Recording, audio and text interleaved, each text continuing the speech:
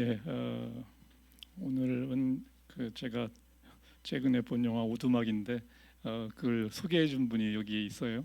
예, 전혀 예상치 않은 영화를 하여튼 보게 됐습니다. 그래서 오늘 영화를 이 오두막이라는 영화를 제 설교의 모티브로 한번 사용해 보려고 합니다. 이 감독은 스튜어트 하젤딘, 그리고 주연은 샘 워싱턴이라고 아바타에 이제 주연을 했던 사람이에요. 그러니까 상당히 호화 배역입니다. 이제 주인공 맥으로 나오게 됩니다. 이 책이 이제 원 저자가 있는데 원 저자는 윌리엄 폴 영이라고 합니다. 윌리엄 폴 영. 윌리엄의 아버지는 뉴기니의 선교사였어요. 뉴기니의 선교사였는데 집에서는 폭언과 폭력을 행사를 했었습니다. 폭력적인 아버지 밑에서 선교사였지만 그 아버지 밑에서 자랐던 사람이에요. 어릴 적 기숙사에서는 이제 원주민에게 이제 성추행을 당했었습니다. 그리고 결혼 후에는 이제 불륜 관계에 또 빠지기도 합니다. 그리고 이제 파산도 겪게 돼요. 이런 과정 가운데 아내가 이 윌리엄을 받아줍니다. 그래서 이제 회복할 수 있었어요. 윌리엄은 아이들이 이제 있는데 아이들에게 줄 크리스마스 선물로 글을 써서 주려고 합니다. 그래서 출퇴근길에 이제 글을 씁니다. 그리고 이 글이 주변에 상당히 호평을 받게 돼요. 그래서 이제 출판을 하라고 이야기하는데 출판사들은 거절을 합니다. 할 수 없이 이제 출판을 직접 이제 하게 돼요. 한 두 사람의 목사님이 도와주면서 직접 출판을 하게 됩니다. 그리고 이제 광고 없이 입소문으로만 이 책이 팔리기 시작해서 그래서 결국은 뉴욕 타임즈에서 70주 연속 베스트셀러에 오르게 됩니다. 놀라운 거죠. 2천만 부 이상이 팔렸습니다. 그리고 이 책을 팔아 번 돈으로 이 영화를 만들게 됩니다. 그래서 이 호화 배역을 쓸 수 있게 됐어요. 이 영화에서는 자신의 어떤 윌리엄의 자신의 경험들이 녹아져 있어요. 그렇기 때문에 더 굉장히 리얼리스틱한 거죠. 이 주인공 맥은 가족 여행 중에 이제 사고를 겪게 됩니다. 전혀 예측할 수 없는 사고였고 혼란한 틈에 어린 딸 미시가 사라져요. 그리고 이 미시가 이제 어느 오두막에 끌려가서 성폭행을 당하고 살해됐다는 것을 알게 되죠. 맥은 계속 교회를 다니고 있었어요. 와이프도 좋은 크리스찬이었습니다. 교회를 다녔지만 형식적이었어요. 의미를 찾지 못했죠. 그리고 이제 미시를 잃고 나서 고통 속에 살다가 알 수 없는 초대장을 받고 미시가 사라졌던 오두막을 다시 찾게 됩니다. 이 오두막에서 이 맥은 하나님과 예수님, 성령님 그리고 이제 지혜자를 만나게 돼요. 그리고 이 세상의 불의함에 대해서 분노하면서 그에 대해서 이야기를 합니다. 세상의 불의와 심판을 이 지혜자와 이제 이야기를 하는 거죠. 하나님이 비난을 받아야 된다, 욕을 먹어야 된다. 결국은 모든 걸 알고 가만히 있지 않았었느냐라는 가장 원초적인 질문을 하고 있어요. 맥은 하나님에 대해서 마음에 있었던 원망과 분노를 쏟아내면서 결국 빛 가운데로 나온다는 것입니다. 이제 하나님을 알게 되는 거죠. 이 영화는 인간관계 그리고 하나님과 사람의 관계 문제를 상당히 잘 다루고 있어요. 굉장히 성경적입니다. 하나님은 모든 능력이 있으면서 왜 세상을 이 불의와 알 수 없는 고통 가운데 놔두고 있는가라는 문제를 다루고 있습니다. 하나님은 비난받아야 된다. 그거에 대해서 하나님의 고민을 또 이야기하는 내용이기도 한 거죠. 어디까지가 하나님의 책임인가? 그리고 우리와 하나님과의 관계는 어찌 해야 되는 것인가라는 영화인데 상당히 뛰어난 영화입니다. 적극 추천을 합니다. 하나님이 우리에게 주는 시험들이 있어요. 제가 오늘 이제 설교에서는 시험, 고통, 환난 이런 것은 좀 긍정적 의미로 사용을 합니다. 그리고 이제 징벌, 벌한다 이거는 이제 부정적 의미를 사용해요. 시험이라고 했을 때는 중성적인 의미가 있다는 겁니다. 어떤 잘못에 의해서 주는 것이 아니라는 이야기죠. 자, 예문을 한번 보도록 하겠습니다. 오늘의 예문 야고보서 1장 13절입니다. 제가 읽겠습니다. 시험을 당할 때 아무도 내가 하나님께 시험을 당하고 있다 하고 말하지 마십시오. 하나님께서는 악에게 시험을 받지도 않으시고 또 시험하지도 않으십니다. 사람이 시험을 당하는 것은 각각 자기의 욕심에 이끌려서 꾀임에 빠지기 때문입니다. 자, 질문을 하겠습니다. 오늘 이 질문에 답할 사람은 제가 김구현 형제로 낙점을 했어요. 김구현 형제 저기 있네. 마이크를 어느 걸 주나요? 이걸 주나? 지난번에는 우리 박종철 집사님을 했는데 뭐 이 집사급이 이런 수고를 해야 되는 것 같지는 않고 앞으로 이제 집사가 될 분을 시험을 하는 겁니다. 시험을 이제 통과해서 이제 우수하게 통과가 되면은 이제 집사가 될 수 있는 거죠. 자, 하나님은 나를 시험하는가라는 이제 문제를 주고 있어요. 하나님은 나를 시험하는가? 다음 슬라이드. 하나님은 나를 시험하시는가? 예문을 보고 답하라는 거예요, 지금. 예문을 보고. 그러니까 항상 이 문제는 지문을 주잖아요. 그리고 그에 맞춰서 이제 답을 해나가는 거예요. 자, 이 위에 예문을 보고 어떻게 답을 하시고 싶어요? 아닙니다. 시험을 하지 않는다. 그렇죠. 이제 예문을. 자, 이제 두 번째 예문을 한번 보겠습니다. 자, 이거는 이제 모세가 이스라엘 백성들을 이집트에서 데리고 나왔죠. 출애굽이라고 하는 것을 하게 되는 거죠. 그리고 이제 이게 BC 1500년이에요. BC 1500년. 그리고 이제 이 가나안 땅에 들어가기 위해서 이제 애쓰는데 40년 동안 이제 광야를 헤맵니다. 광야를 헤매죠. 그리고 이제 가나안 땅을 앞두고 지금 이제 하는 이야기입니다. 이렇게 이야기합니다. 당신들이 광야를 지나온 40년 동안 당신들을 광야에 머물게 하신 것은 당신들을 단련시키고 시험하셔서 당신들이 하나님의 계명을 지키는지 안 지키는지 당신들의 마음속을 알아보려는 것이었습니다. 자, 두 번째 질문. 하나님은 나를 시험하는가? 라는 질문을 지금 하고 있어요. 하나님은 나를 시험하는가? 우리를 시험하는가라는 질문을 하고 있어요. 여기서 어때요? 답은 뭐예요? 그런 것 같은데요. 여기는 또 예스라고 지금 하고 있어요. 하나님은 나를 시험한다. 야고보서를 보면 분명히 하나님은 나를 시험하지 않는다고 했는데 이 신명기 보면은 시험한다고 돼 있어요. 우리가 통상적으로는 광야에서 40년의 이스라엘 백성들은 불순종에 의한 벌이다라고 생각해요. 자, 40년을 이제 벌을 받는다고 생각해 봅시다. 그러면 광야에서 태어나는 애들, 걔네들은 40년을 광야에서 질질 끌려다니는 거거든요. 그럼 걔네들은 무슨 죄인가요? 그러니까 이 성경을 단편적으로 보면은 항상 이렇게 무 쪽 따르듯이 잘라가지고 쉽게 이해하지만은 그 속에 흐르는 어떤 하나님의 생각들, 이제 그걸 읽어야 된다는 거죠. 한 세대 이상을 어떻게 보면 광야에서 계속 다니면서 이제 고생을 하는 거죠. 불순종에 의해 가지고 예를 들어서 이제 가나안 땅을 앞두고 정탐꾼 12명을 보내요. 보내가지고 그거는 이제 거의 40년이 지났을 때 아니죠. 근데 40년이 지났을 때가 아니다. 그거는 이제 초창기입니다. 정탐꾼을 보내가지고 그 10명이 이제 헛소리를 하고 2명이 이제 정말 믿음의 소리를 했었죠. 그래서 이제 그리고 또 그거에 동조한 이스라엘 백성들, 그들은 가나안 땅에 못 들어간다라고 이제 얘기해요. 그게 벌이에요. 가나안 땅에 못 들어간다. 그거와 광야에서 40년을 헤매는 거는 또 다른 이야기라는 거예요. 벌은 분명하게 벌로서 줍니다.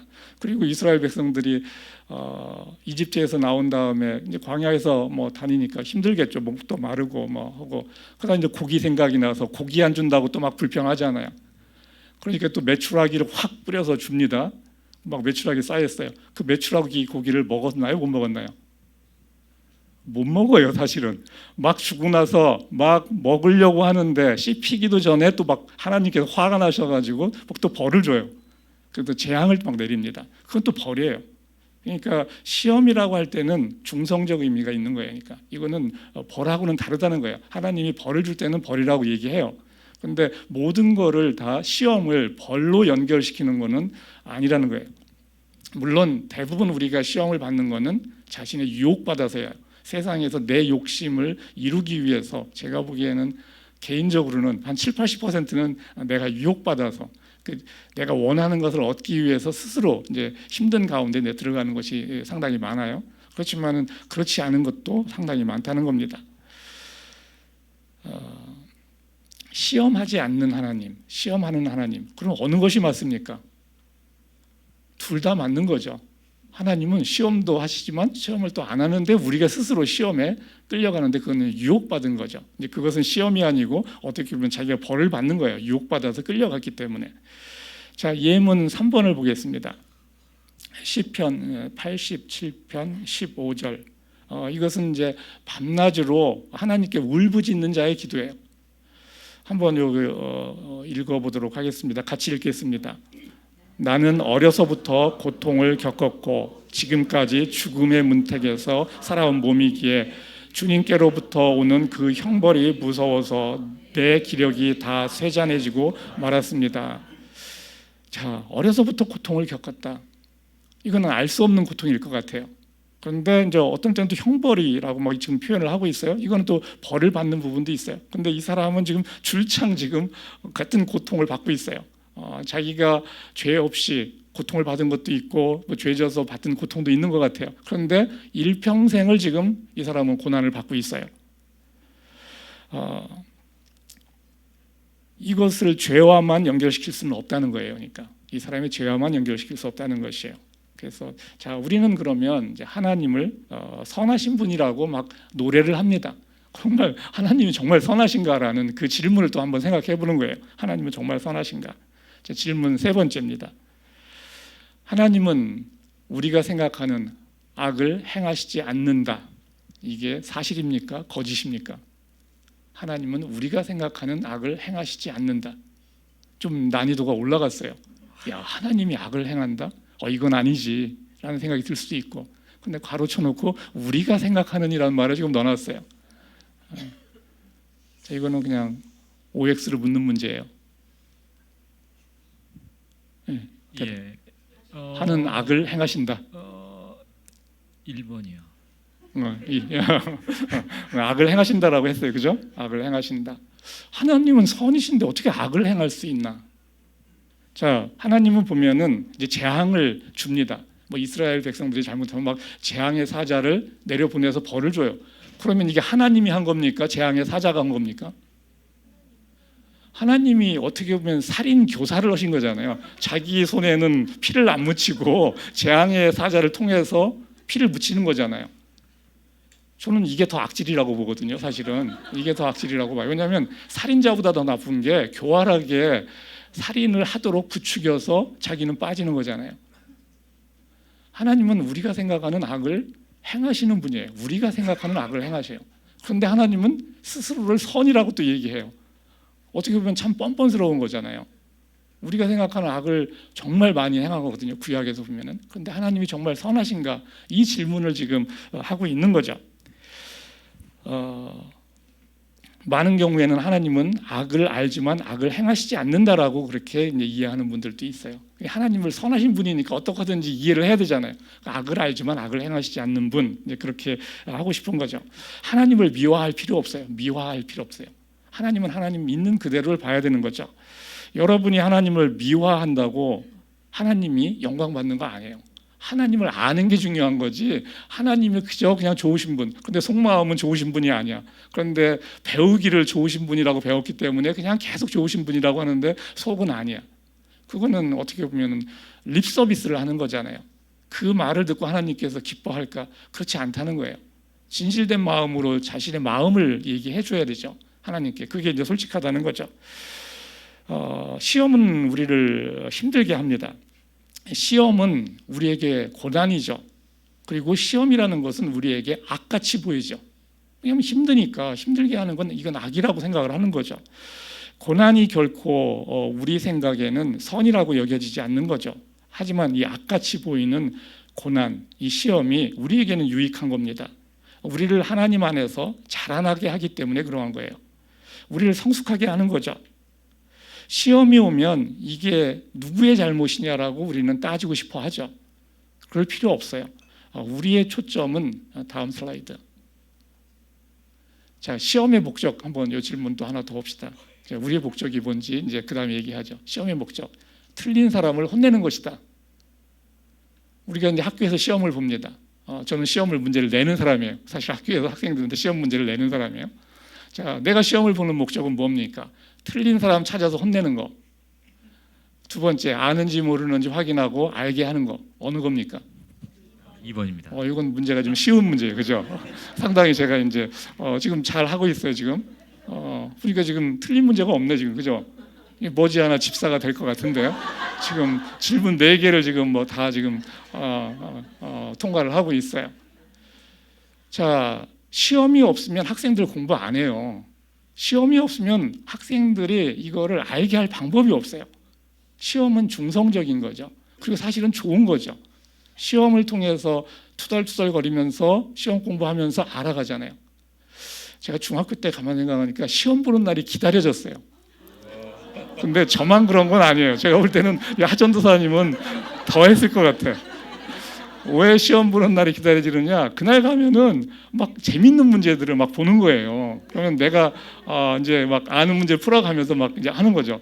시험 보는 게 재밌어요. 그런데 그런 사람은 1%밖에 안 돼요. 시험 보는 걸 재밌어하는 사람은 1%. 대부분은 시험 보는 걸 싫어하는 게 맞아요. 근데 시험 보는 걸 통해서 자기가 막 이런저런 상황 속에서 문제를 풀어가는 게 너무 재밌어요. 그런 사람은 공부에 소질이 있는 거고, 아닌 분은 그냥 다른 거 하시면서 또 살아갈 게 많이 있잖아요. 굳이 그거 다 맞아가면서 해야 되는 건 아니에요. 자, 다음 슬라이드. 초점은 무엇입니까? 시험이 오면 누구의 잘못이냐, 이거 판단하려고 생각할 거 없어요. 물론 자기에게 죄가 있는지는 돌아볼 필요가 있어요. 그 죄와 그 시험이 꼭 연관성이 있는 건 아닌데, 우리가 죄를 돌아보아야 되는 것은 우리 스스로를 거룩하게 해야 되기 때문에 그래요. 거룩하게 해야 되기 때문에 자신을 돌아보고 나아가는 겁니다. 그리고 자신을 돌아보고 죄가 있으면 돌이키고, 그 시험과 연관성이 없어도 그건 우리가 늘 해가야 되는 거예요. 시험이 오면 누가 맞았는지 이거 판단하려고 애쓸 필요 없어요. 하나님을 아는 일에 집중하는 겁니다. 하나님을 아는 것, 이게 시험의 목적이에요. 시험의 목적은 알게 하는 것이에요. 시험의 목적은 알게 하는 것. 누구를 알게 하느냐? 하나님을 알게 하는 게 하나님이 주시는 시험의 목적입니다. 시험은 결코 벌이 아니라는 거예요. 벌은 벌로서 따로 또 줍니다. 자, 오늘의 성경 본문입니다. 오늘 이야기는 이제 그 성경 본문은 예수님이 제자들과 함께 이제 걸어가는 상황 속에서 발생합니다. 걸어가다가 이제 날 때부터 눈먼 사람을 만나요. 그냥 편의상 이 사람이 나이가 한 30살이라고 하겠습니다. 왜냐하면 이 사람이 대화하는 거, 생각한 걸 이야기하는 거 보면은 한 30 정도는 되지 않았을까 싶어요. 물론 조숙하면 20살일 수도 있는데, 이 당시에 유대인들은, 유대인만이 아니에요. 사실은 모든 종교의 보편성이기도 한데, 사람이 고난을 받는 것은 죄 때문이라고 생각을 하고 있었습니다. 인과응보는 유대교뿐만 아니고 대부분의 고등 종교가 갖고 있는 공통 속성이에요. 죄 때문에 벌 받는다라는 거죠. 기본 개념이죠. 예수님 당시에 이 병자들, 이들은 이제 죄 때문에 고난을 받는 거예요. 이렇게 생각을 하는 거죠. 죄인으로 취급을 합니다. 그래서 그들은 알 수 없는 고난을 받고 있는데 죄인으로 또 취급까지 받으니까 이중고에 시달리는 거죠. 병으로 고통받고 죄인이라고 손가락질 받고 그렇게 이제 살아가는 거예요. 그런 상황 속에서 이제 오늘 본문이 이제 진행이 되는 겁니다. 요한복음 이제 9장인데 좀 길지만 교대로 한번 읽어보겠습니다. 7절이네요. 예수께서 가시다가 날 때부터 눈먼 사람을 보셨다. 제자들이 예수께 물었다. 선생님, 이 사람이 눈먼 사람으로 태어난 것이 누구의 죄 때문입니까? 이 사람의 죄입니까? 부모의 죄입니까? 예수께서 대답하셨다. 이 사람이 죄를 지은 것도 아니요, 그의 부모가 죄를 지은 것도 아니다. 하나님께서 하시는 일들을 드러내시려는 것이다. 나는 나를 보내신 분의 일을 낮 동안에 해야 한다. 아무도 일할 수 없는 밤이 곧 오든다. 내가 세상에 있는 동안 나는 세상의 빛이다. 예수께서 이 말씀을 하신 뒤에 땅에 침을 뱉어서 그것으로 진흙을 개어 그의 눈에 바르시고 그에게 실로암 못으로 가서 씻으라고 말씀하셨다. 그 눈먼 사람이 가서 씻고 눈이 밝아져서 돌아갔다. 실로암은 이제 보냄을 받았다 뭐 이런 뜻이고요. 자, 눈먼 자는 자신의 눈먼 이유를 평생을 몰랐습니다. 그냥 어떤 죄로 인해서 고통을 받고 있다고 생각했어요. 그런데 이제 예수님이 제자들과 이야기 나누는 걸 듣습니다. 아직 이 눈먼 자는 예수님이 누군지 몰라요. 예수님은 이 사람이 눈이 먼 것에는 이제 하나님의 뜻이 있다고 합니다. 처음 들어보는 이야기예요. 이 눈먼 자는 처음 들어보는 이야기죠. 놀라운 이야기죠. 그래서 이 눈먼 자는 예수님이 자기의 눈에 이제 침이 묻은 더러운 진흙을 묻히는데 가만히 있습니다. 이거는 난리를 칠 만한 거죠. 이 침 묻은 진흙을 눈에 바른다. 진흙 바르는 것도 참 황당한데 이런 상황이 황당한데 가만히 있습니다. 예수님과 제자 사이에 오가는 대화에서 이 평생의 궁금증이 지금 풀려가고 있기 때문에 이 사람은 지금 예의주시하고 있어요. 하나님은 하나님의 영광을 드러내는 순간으로 눈먼 자를 사용합니다. 이거 너무 억울한 느낌이 들죠. 왜 하필 이 사람을 눈멀게 해서 사용하느냐? 본인 시험을 당하는 본인 입장에서는 너무 억울한 겁니다. 억울해도 할 수 없어요. 그냥 그것은 하나님이 하시는 일인 거죠. 예수님은 눈먼 자에게 눈 뜨고 싶냐고 묻지도 않았습니다. 그냥 물 한 그릇 떠와라, 깨끗한 물 하나 떠와라 하면서 일을 시작하지도 않아요. 그냥 지저분하게 일을 해요. 침 뱉어서. 야, 이건 이런 장면은 참 없거든요. 이렇게까지 지저분하게 예수님께서 하시는 경우는 없어요. 그냥 눈 떠라 해도 되잖아요. 근데 왜 지금 진흙을 계속 그 눈에다 그걸 또 바르고, 이게 약효가 있을까요, 없을까요? 진흙을 계속 눈에 바르는 게 약효가 있을까요? 약효 없어요. 그런데 예수님이 지금 하고 있는 거예요. 이 사람의 태도를 보고 싶은 거예요. 이 사람이 무슨 생각을 지금 하면서 지금까지 살아왔는지, 지금 자신과 예수님이 지금 제자와 얘기하고 있는데 이거를 지금 어떻게 듣고 있는지, 이걸 지금 예수님은 보고 싶은 거예요. 이 사람의 태도가 어떠한지를. 이날이 이제 안식일이죠. 예수님이 진흙을 개서 이렇게 한 거는 안식일이기 때문에 합니다. 왜냐하면 예수님이 진흙을 개서 이렇게 하는 거는 일을 한 거예요. 이거는 이 눈먼 사람만 테스트하는 게 아니고 바리새인들을 또 테스트하는 거예요. 예수님이 일을 합니다. 일을 해내요. 일을 하는데 안식일에 일을 해요. 그래서 이 바리새파 사람들에게 또 꼬투리를 잡힙니다. 여하튼 안식일에 일을 했다고 해서 이제 바리새인들이 예수님을 또 구박하게 되고 또 이 사람도 구박을 하게 돼요. 눈 떠라 하면 됐을 텐데 여하튼 예수님이 일을 만드는 겁니다. 지금 예수님이 일을 만들어요. 안식일에 일을 만드는 거죠. 시험 문제를 바리새인에게도 주는 겁니다. 그리고 이 사람에게도 주는 거예요. 눈먼 자에게도 시험 문제를 주는 거예요. 하나님이 하시는 일을 이 눈뜬 일을 이 바리새인들은 기뻐하지 않습니다. 놀라운 걸 경험했는데 정말 하나님을 찬양할 만한데 같이 기뻐하지 않아요. 안식일 날 진흙을 개는 일을 했다. 그거 가지고 이제 율법적인 거죠. 이 바리새인들의 그 마음이 어떠한지 드러나는 거죠. 바리새인은 눈을 뜨고 있지만은 하나님의 마음을 모르니 눈이 먼 자들이죠. 하나님의 마음을 모르는 눈먼 자들이에요. 눈 뜨는 사건으로 눈먼 자는 무슨 생각을 하면서 자신이 살아왔는지, 그리고 지금 예수님의 그 말씀 앞에 자신의 문제가 풀리면서 집중하면서, 그리고 이 사람이 진흙 바른 다음에 실로암에 가는 것도 이것도 테스트죠. 에이 이거 재수없네 라고 할 수 있잖아요. 이게 실로암에 가면은 낫는다는 거를 들어본 적이 없잖아요. 그런 게 역사 속에 없어요. 그런데 이 사람이 가잖아요. 역시 또 예수님은 테스트를 지금 하고 있는 거예요. 이 사람의 간절함, 그리고 예수님의 말씀을 얘가 어떻게 듣고 있는지를 보고 싶은 거예요. 이 사람은 자신의 처지에 대해서 30년간 고민을 했어요. 그렇기 때문에 예수님의 대화 속에서 갑자기 빛이 느껴지는 거죠. 근데 바로 눈을 뜨지도 못했어요. 그리고 실로암으로 가는 거죠. 진흙을 눈에 바른 채 실로암으로 가고 있어요. 그리고 가서 실로암 물로 씻습니다. 그리고 눈을 떴죠. 연못까지 가는데 당연히 믿음이 필요한 거죠. 그리고 눈을 떴을 때는 예수님과 제자들은 없죠. 실로암 연못까지 갔기 때문에 아무도 없어요. 그때는. 그리고 자기를 눈뜨게 한 분이 누군지도 몰라요. 자, 이런 상황 속에서 이 사건이 이제 벌어졌다는 거죠. 바리새인들은 눈뜬 거에 대해서 기뻐하지 않고 안식일에 예수님이 진흙을 개서 일을 했다, 노동을 했다는 거죠. 다음 슬라이드. 그걸 가지고 예수님을 공격하는 빌미를 주는 거죠. 안식일을 지키지 않은 예수님을 죄인이라고 공격을 하는 거죠. 예수님은 선을 행하고 죄인이 되는 거예요. 눈뜬 자를 눈뜨게 하고 죄인이라고 이제 바리새인들한테 이제 공격을 받는 거죠. 이 눈을 뜬 자는 이제 바리새인들의 뜻에 따라주면서 살아가야지 유대 사회의 일원이 될 수가 있습니다.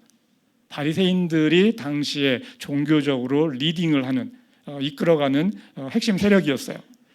그래서 이 바리새인들은 눈을 뜨게 된 자를 불러다가 취조를 합니다. 바리새인들과 이 눈뜬 자, 이제 눈을 떴죠. 눈뜬 자가 이야기를 하는 거예요. 눈뜬 것에 대해서 이제 요한복음 9장 24절부터 이제 이야기를 합니다. 제가 읽겠습니다. 영광을 하나님께 돌려라. 우리가 알기로 그 사람 예수는 죄인이다. 그는 이렇게 대답하였다. 나는 그분이 죄인인지 아닌지는 모릅니다. 다만 한 가지 내가 아는 것은 내가 눈이 멀었다가 지금은 보게 되었다는 것입니다. 하나님께서는 죄인들의 말은 듣지 않으시지만 하나님을 공경하고 그의 뜻을 행하는 사람의 말은 들어주시는 줄을 우리는 압니다. 나면서부터 눈먼 사람의 눈을 누가 뜨게 하였다는 말은 창세로부터 지금까지 들어본 적이 없습니다. 그가 하나님께로부터 오신 분이 아니라면 아무 일도 하지 못하셨을 것입니다. 바리새인들은 그에게 말하였다. 네가 완전히 죄 가운데서 태어났는데도 우리를 가르치려고 하느냐? 그리고 그들은 그를 바깥으로 내쫓았다. 바리새파 사람들이 그 사람을 내쫓았다는 말을 예수께서 들으시고 그를 찾아가서 만나서 물으셨다. 네가 인자를 믿느냐? 눈뜨고 처음 만나는 겁니다. 그가 대답하였다. 선생님, 그분이 어느 분입니까? 내가 그분을 믿겠습니다. 예수께서 그에게 말씀하셨다. 너는 이미 그를 보았다. 너와 말하고 있는 사람이 바로 그이다. 그는 주님 내가 믿습니다 하고 말하고서 예수께 엎드려 절하였다. 이 사람이 30년 온갖 구박을 받으면서 했는데 그동안의 비밀이 풀리면서 이 사람이 이야기하는 걸 보면 하나님에 대해서 놀랍게 생각을 하고 있어요. 창세로부터 얘기도 막 하고 있잖아요. 이 바리새파 사람들 엄청난 교육받은 사람들인데 그들 앞에서 지금 예수님에 대해서 막 이야기를 하고 있어요. 예수님을 만난 적이 없는데 담대하게, 물론 만난 적이 있죠. 근데 그분이 그분인지를 모르고 만났던 거죠. 예수님을 옹호하는 거죠. 이 사람이 믿음의 사람이라는 것을 드러내는 거죠. 이 순간에 드러내는 것이에요. 하나님께 영광이죠. 자신이 누구인지를 드러낸 이 사람에게도 영광입니다. 내가 누군지를 드러내는 이 순간이 하나님께도 영광이지만 이 사람에게도 영광이죠. 이 사람이 별을 따는 순간이에요. 별을 따는 순간. 딱 그 고백, 그동안 쭉 자신이 견뎌왔던 고난들이 샥 풀리면서 별을 따는 겁니다. 하나님의 영광이고 이 사람의 영광이에요. 우리가 하나님의 기적을 체험하면은 그러면 하나님의 사람으로 살 것인가? 정말 살 것 같은가? 이런 생각을 하는 사람들이 많이 있어요. 전혀 그렇지 않습니다. 하나님의 기적을 보면 그 다음날 또 다른 기적 보여달라고 찾아가서 계속 조릅니다. 하나님을 알고자 하는 게 아니고 기적을 경험하고 자기가 좀 잘 살고 싶고 병 낫고 싶고 그런 거라는 거죠. 누가복음 17장에서 문둥병자 10명이 예수님께 외칩니다. 예수님이 누군지 알고 외치는 거예요. 문둥병자 10명이에요. 예수 선생님 우리를 불쌍히 여겨주십시오. 그래서 예수님께서는 제사장에게 너희 몸을 보여라. 거기서 바로 낫게 안 하고 제사장에게 몸을 보이라고 합니다. 제사장에게 가서 몸을 보이기 전에 가는 도중에 이 사람들의 문둥병이 낫습니다. 10명이 다 나와요. 그런데 예수님께 돌아온 사람은 몇 명이었을까요? 10명 중에 1명이 돌아옵니다. 10%. 약간의 믿음은 있었죠. 제사장에게 가잖아요. 가는 약간의 신용은 했지만 그 다음에는 문둥병이 나오면 저주받은 병이니까 그동안 얼마나 가슴 쓰라렸겠어요. 자, 병이 나으니까 정상적인 사회인으로 이제 살고 싶은 마음 때문에 세상으로 가는 거예요. 90%의 사람은 그냥 간다는 얘기예요. 저는 그 이상이라고 봐요. 왜냐하면 예수님 당시에 예수님의 기적을 경험했던 무수한 사람들이 있었는데 그들 중에 예수님께 나온 사람은 아주 소수예요. 끝까지 그 길을 간 사람은 소수라는 거죠. 많은 군중들이 예수님의 그 기적을 봤던 많은 군중들이 예수님이 예루살렘에 마지막에 입성할 때 환호합니다. 그 군중들이 왜 환호하겠어요? 예수님이 어떻게 행한 걸 알기 때문에 환호를 하거든요. 그런데 자신의 뜻대로 예수님이 이스라엘의 왕이 돼서 자기들이 원하는 것을 만족시키지 못할 거라고 여겨지기 때문에 며칠 지나니까 등을 돌리거든요. 기적을 경험하는 것과 하나님의 사람이 되는 건 전혀 다른 이야기라는 거예요. 여러분이 기적을 경험하지 않고 하나님께 나온다면 정말 잘하는 거죠. 기적 없이도 하나님께 나올 수 있어요. 그 사람이 복이 있는 거죠. 우리가 겪는 고난이라는 것은 이제 중성적인 의미로 지금 제가 중립적인 의미로 쓰고 있습니다. 세 가지로 볼 수 있어요. 나의 죄로 인해서 이제 고난을 받는 거, 벌로 받는 거죠. 그리고 다른 사람의 죄로 인해서 내가 고난을 받습니까? 안 받습니까? 받아요. 죄인이 옆에 있으면 죄인 옆에 있는 사람 다 고난 받습니다. 죄인에 의해서 그 옆에 있는 피해자들이 생기는 거죠. 다른 사람의 죄로 인해서 피해 받습니다. 고난 받습니다. 그리고 죄와 무관한 고난이 또 있다는 거죠. 죄와 상관이 없는 고난이 있어요. 어려움이 오면 우리는 누구 잘못인지를 막 따지고 싶어 하죠. 물론 잘못이 가려질 수 있는 경우도 있어요. 그렇지만은 그리고 이제 어떤 경우에는 자기를 또 막 또 정죄하죠. 뭐 이도저도 잘 이해가 안 되면 내가 전생에 죄가 많아서 뭐 이런 고난을 받는다. 나이 드신 분 그런 경우 많잖아요. 내가 전생에 죄가 많아서 이 고생을 한다라고 이렇게 이해를 해요. 뭐 그렇게라도 자기 스스로 내 납득을 하고 싶은 거죠. 이해는 해요. 그렇지만 답은 아니에요. 이해는 하지만 답은 아니라는 거죠. 하나님의 관점은 뭡니까? 우리가 고난 속에서 시험 속에서 하나님을 아는 것이에요. 하나님을 아는 것. 하나님을 찾고 하나님과 친해지기를 원하신다는 거죠. 하나님은 우리가 고난 속에서 우리가 어떻게 하는지 우리의 최선을 보기를 원하세요. 고난에 대한 우리의 태도를 보기를 원하신다는 거죠. 고난이 닥치면 찬양할 수 없어요. 불평할 수 있습니다. 근데 그 시간을 얼만큼 짧게 가져가느냐가 이제 중요한 거죠. 불평 불만이 왜 없겠습니까? 그러면 이미 예수님 수준이 된 거죠. 그거는 불평 불만이 있을 수 있어요. 그런데 그 시간을 길게 가져가지 않아야 된다는 거죠. 고난 속 나의 최선은 하나님께 영광입니다. 고난 속 나의 최선은 하나님께 영광이에요. 하나님을 생각하면서 우리가 고난을 견디며 최선을 다하면 그분께 영광이에요. 영광이라는 게 내가 번듯한 일을 뭐 해서 영광이 아니고 그 상황 속에서 견디고 내 최선을 다하는 거, 그게 영광이라는 거죠. 최선을 다해도 내가 생각하는 그런 결과가 안 나올 수 있어요. 대부분 안 나옵니다. 또 내가 원하는 결과 안 나와요. 상관없어요. 그 결과를 또 받아들이고 계속 성실히 내 할 일을 해나가면 됩니다. 나의 최선을 계속 해나가면 됩니다. 그러면 또 하나님께 영광이죠. 하나님이 우리 인생의 주인임을 인정하는 것이죠. 하나님은 우리가 하나님을 사랑할 수 있는 존재로 만드셨어요. 하나님을 사랑하는 데는 우리의 능력이 필요하지 않습니다. 우리의 최선이 필요해요. 세상에서는 우리의 능력이 필요하지만 하나님은 우리의 능력이 필요한 게 아니고 우리의 최선의 태도를 필요로 하십니다. 최선의 결과가 필요한 게 아니고 그냥 우리의 최선이 필요한 거예요.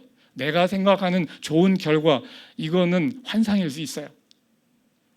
좋은 결과가 거의 죽을 때까지도 안 나올 수 있어요. 괜찮아요. 그냥 가면 됩니다. 그냥 가면 돼요. 그러면 하나님께 영광입니다. 나의 최선을 하나님은 기뻐합니다. 이를 통해서 하나님은 영광을 받으신다는 거죠. 내가 뭔 큰 일을 해서 하나님께 영광이 된다, 그런 생각은 버리시라는 거예요. 하나님께는 큰 일과 작은 일이 다르지가 않아요. 차이가 없다는 거예요. 큰 일과 작은 일이. 자, 네 번째 질문. 다섯 번째 질문이네. 아까 제가 이 질문지를 보내면서 질문이 하나 추가됐어요. 자, 하나님을 생각하고 열심히 공부해도 꼴찌할 수 있나? 자, 마지막 질문이야 이게. 네, 그렇죠. 할 수 있습니다. 오늘 다섯 문제 다 맞췄어요. 그죠? 다섯 문제 다 맞췄어요. 자, 꼴찌인데 하나님께 무슨 영광이 되겠어요? 그죠? 근데 세상은 비웃죠. 하나님은 영광 받습니다. 열심히 했기 때문에 영광 받아요. 못해도 하나님 생각하고 열심히 하면 하나님께 영광이에요. 잘하는 것은 능력이 있어야 돼요. 그런데 능력은 하나님이 다 똑같이 주지 않아요. 능력은 똑같이 주지 않아요. 능력이 있는 사람이 있고 없는 사람이 있어요. 그건 하나님 마음이에요. 우리가 할 수가 없어요. 그거는. 세상의 부모님 어떨까요? 근데 이 영광 받나요? 어디서 이런 자식이 나왔을까? 이제 이게 남편이 모자라서 그런가? 나는 괜찮은 것 같은데 가만 생각해 보면 나도 좀 모자라잖아요. 이게 나 닮아서 그런가? 이제 누구의 잘못인가 이제 막 취조를 생각을 하죠. 그래가지고 이제 부부 싸움도 하고 뭐 하는 거잖아요. 그죠? 세상의 부모는 영광 받지 않습니다. 부모님 성숙하지 않아요. 부모님의 성숙을 너무 기대하지 말라는 얘기예요. 이걸로 영광, 진짜 열심만으로 영광 받으면 하나님 수준, 예수님 수준 된 거예요. 세상의 부모님은 결과가 좋아야 돼요. 그걸로 영광을 받으니까. 그거는 세상의 부모님도 자라나야 된다는 거예요. 세상의 부모님도 자라나야 되고, 여러분 여긴 부모님이 됐잖아요. 부모가 됐어요. 여러분도 자라나야 되는 거예요. 자식의 최선 다하면 그걸로 영광 받아야 돼요. 속은 쓰리지만 영광 받는 모습을 보여줘야 돼요. 속은 쓰려도 네가 최선을 다했으니까 됐다라고 얘기하는 부모가 되기 바랍니다. 열심히 해도 꼴찌할 수 있어요. 하나님을 생각하는 것이 하나님께 영광을 돌리는 시작이에요. 하나님을 생각하는 거, 어떤 주어진 상황 속에서 하나님을 생각한다, 이것이 하나님께 영광을 돌리는 시작입니다. 하나님을 생각한다, 이게 사랑의 시작이에요. 사랑의 시작은 이렇게 오는 거예요. 시편 42편 8절 한번 같이 읽겠습니다. 나는 내가 받을 영광을 다른 사람에게 넘겨주지 않고 내가 받을 찬양을 우상들에게 양보하지 않는다. 하나님은 이기적이십니다. 하나님은 이기적이시에요. 그런데 하나님은 또 사랑이세요. 생각은 사랑으로 연결됩니다. 내가 하나님을 생각하면 하나님은 기뻐합니다. 하나님이 기뻐하는 것이 하나님께 영광입니다. 우리가 하나님을 기쁘게 할 수 있다는 것, 이것이 우리의 자랑입니다. 우리가 하찮은 존재라면 결코 하나님께 영광을 드릴 수가 없어요. 하나님의 시험은 내가 하나님의 영광을 드러낼 기회입니다. 하나님의 시험은 내가 하나님의 영광을 드러낼 기회입니다. 이사야서 48장 10절에서 이 불순종하는 이스라엘에게 이제 화가 났는데 하나님이 이렇게 이야기합니다. 내가 고난의 풀무지를 달구어 너를 시험하였다. 시험하였다라고 해요. 이 풀무질, 용광로의 온도를 올리는 거죠. 아주 더 힘들게 한다는 얘기입니다. 나를 위하여, 바로 나를 위하여 내가 그렇게 하는 것이다. 어찌 내 이름을 욕되게 하겠느냐. 내 영광이 남에게 돌아가게 할 수는 없다. 이 고난의 강도를 엄청 세게 하는 거예요. 이 일부는 뭡니까? 벌로써 주는 것도 있지만 그렇지 않은 부분들도 있다는 거예요. 우리의 고통 가운데 자신의 영광을 드러내는 하나님, 나를 시험하시는 하나님, 너무한다고 생각할 수 있어요. 그리고 하나님은 오래 참습니다. 그런데 오래 참는다는 건 뭐냐면 참지 않는 순간이 있다는 얘기예요. 그렇죠? 오래 참으신다. 그러면 그 끝에는 안 참는 순간이 있다는 거잖아요. 영원히 참는 건 아니라는 거예요. 하나님의 참지 않는 순간, 그 순간이 한순간이 어떤 사람에게는 한평생이 될 수도 있어요. 하나님에게 짧은 순간이 긴 시간이 될 수 있다는 거죠. 하나님의 그 뒤끝, 하나님의 뒤끝이 있으신가? 어떤가요? 하나님의 뒤끝이 있으실까? 다음 슬라이드. 하나님 뒤끝이 있으세요. BC 1500년, 아까 이제 이스라엘 이제 광야로 나왔을 때 얘기죠. 이스라엘 민족이 이제 가나안 땅에 들어가고자 할 때 아말렉 족속이 길을 막습니다. 그래서 이제 그때부터 이 이스라엘 백성들은 먼 길을 돌아가야 돼요. 지름길이 있는데 못 가는 거예요. 이 가는 길에 이 아말렉 족속이 살았기 때문에. 그래서 이제 적대 관계가 됩니다. 사실은 아말렉 족속 입장에서는 길을 내줄 수가 없어요. 왜냐하면 무장한 병력 수십만 명이 오는데 안방을 통과해서 지나가겠다라는 거거든요. 그거는 허용할 수 없습니다. 그거는 자기네 나라를 먹어도 좋다라는 얘기하고 똑같기 때문에. 그런데 이 길을 내주지 않은 이제 하나님께 또 화가 났습니다. 하나님께서 화가 났어요. 그래서 출애굽 17장에서 이렇게 이야기합니다. 광야에서 여호수아에게 내가 아말렉을 이 세상에서 완전히 없애서 아무도 아말렉을 기억하지 못하게 하겠다. 아말렉 족속을 완전히 없애버리겠다라고 하나님이 선언을 하세요. 그런데 이 아말렉 족속이 없어지는데 얼마의 시간이 걸렸느냐? 800년이 걸립니다. 주구장장. 그 얘기는 뭐냐면 고려시대 때 우리의 조상께서 잘못한 거 가지고 내가 지금 벌을 받는 거예요. 고려시대 때 내 선친께서 뭐 잘못하셨어. 근데 그때 하나님이 화나셨는데 800년 지나서 그 후손에게 어떻게 보면 후손을 사라지는, 죽이는 일이 벌어진다는 거예요. 어린아이도 죽습니다. 어린아이도 죽어요. 살아있는 거 다 죽이라고 하시거든요. 이런 하나님한테서 우리가 생각하는 선을 느낄 수가 있나요?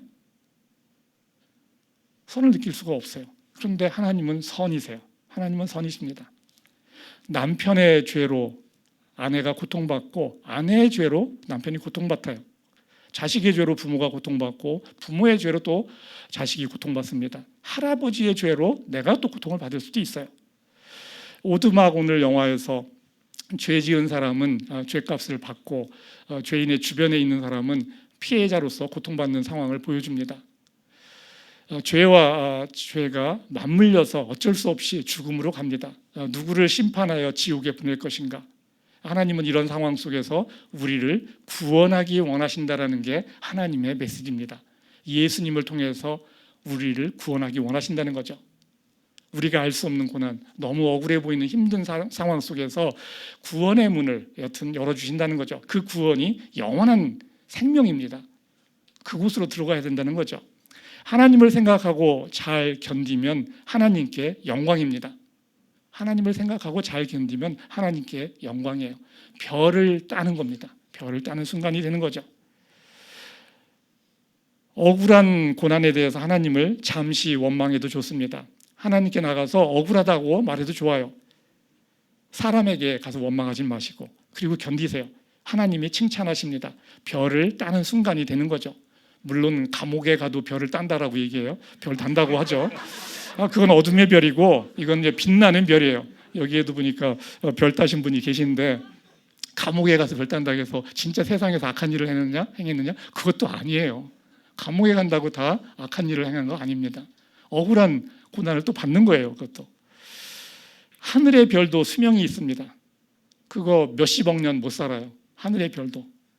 그 빛도 사라집니다. 그런데 하나님이 주는 별은 영원히 빛이 나죠. 하나님이 주는 별을 따셔야 돼요. 하나님이 주는 별을 따야 돼요. 그리고 나에게 고통을 준 원수 같은 사람이 우리 가정에 있을 수 있잖아요. 그 원수의 목덜미를 놔주셔야 돼요.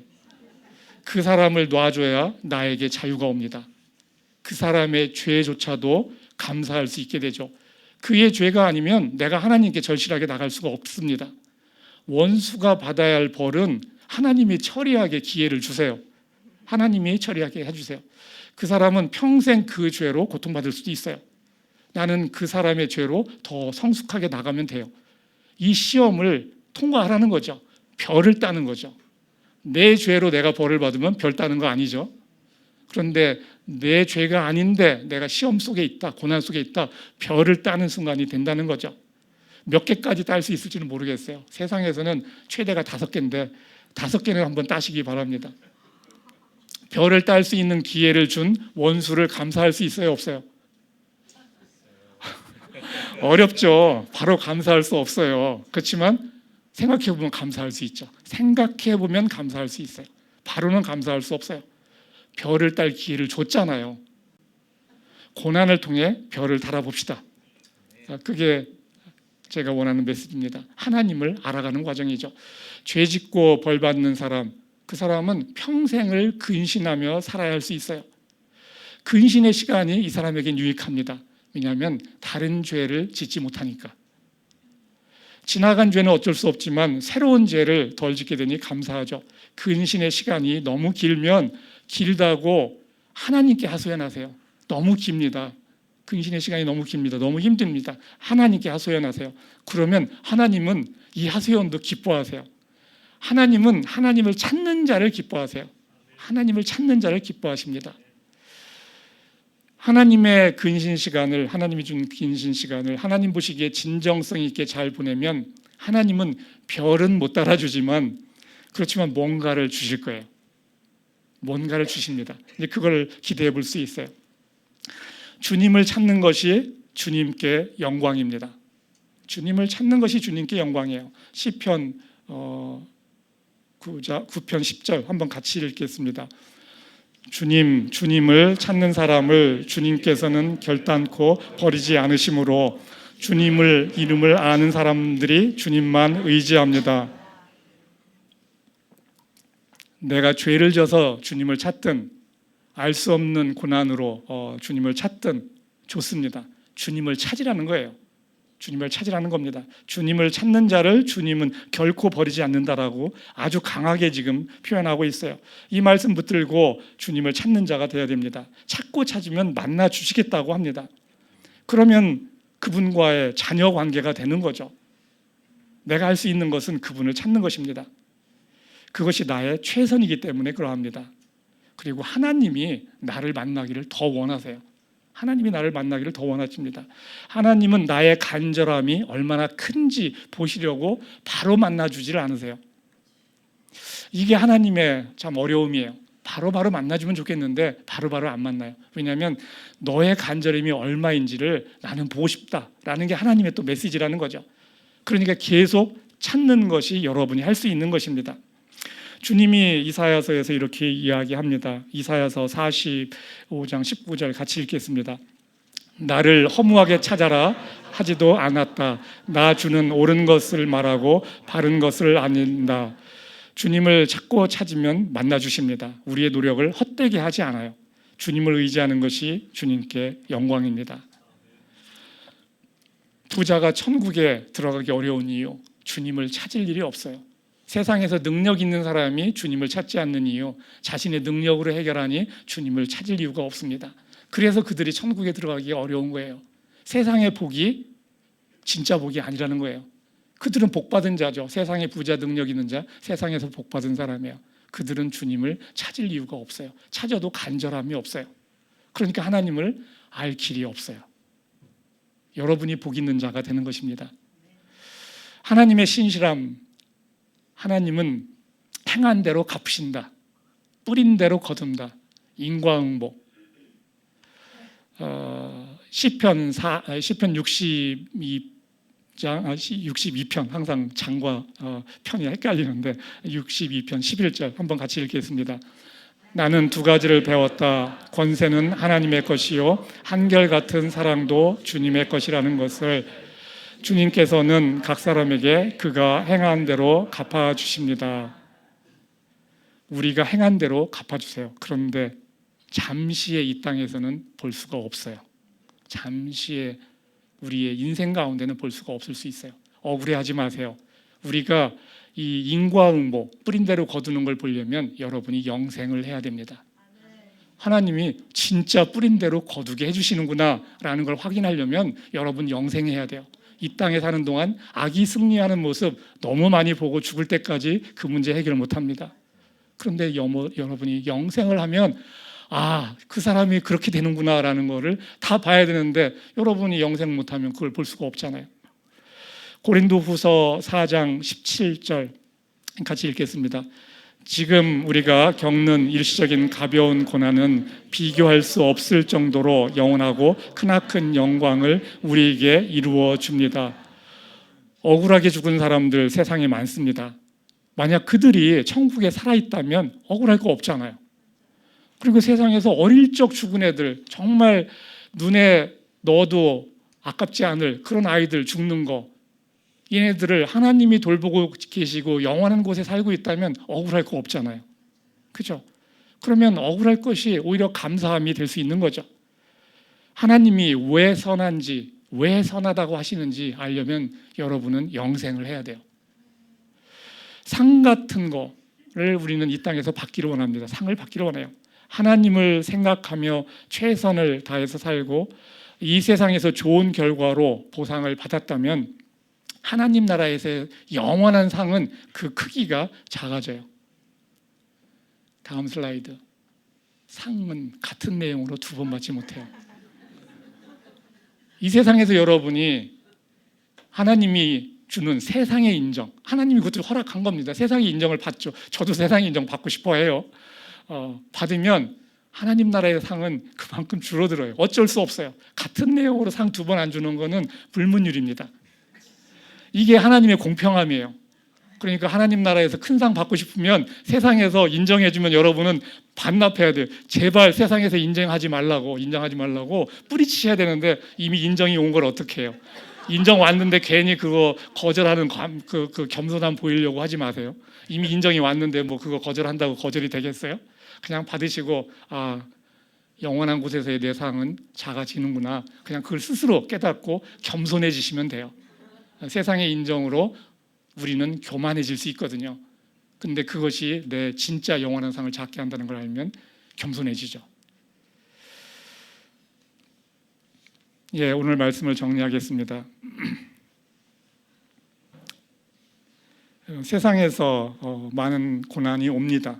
세상 사람들은 고난이 오면 내가 복이 없다, 전생에 무슨 잘못을 했을 것이다, 뭐 운이 없다 이렇게 생각하지만 그렇지 않습니다. 하나님의 뜻은 그러한 것을 통해서 하나님을 아는 것입니다. 하나님이 원하는 것은 내가 선악을 판단하는 것이 아니고 하나님을 아는 일에 집중하기를 원하십니다.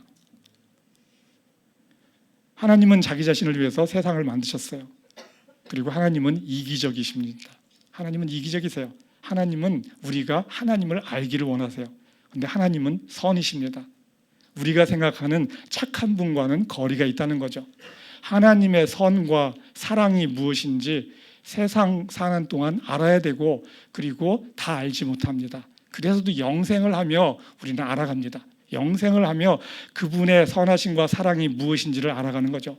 영원하고 무한하고 절대적인 그분이 진리입니다. 최고의 삶을 사는 것입니다. 나의 고난은 하나님의 영광을 드러낼 기회입니다.